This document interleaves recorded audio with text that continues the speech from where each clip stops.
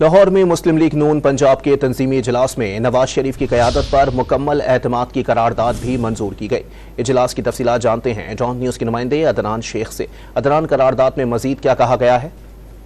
جی بالکل، قرارداد کے متن میں یہ کہا گیا ہے کہ آج کا اجلاس وفاقی اور جو ہے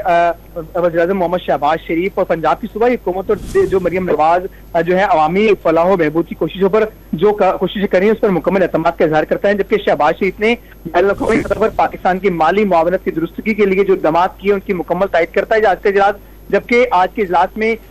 مریم نواز کے تمام عوامی ریلیف کے اقدامات، مہنگائی کو دور کرنے، عوام کو سستی روٹی اور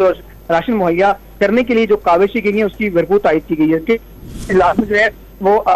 ضمنی انتخابات میں پارٹی کی بھرپور کامیابی پر جو ہے پنجاب کی تنظیم پر بالخصوص پارٹی قیادت کو مبارکباد جو ہے وہ دی گئی، جبکہ آج کے اجلاس میں جو فلسطین پر صہیونی مظالم ہیں وہ ہو رہے ہیں اس کی بھی پرزور مذمت کی گئی اور مطالبہ کیا گیا کہ جو نون لیگ ہے وہ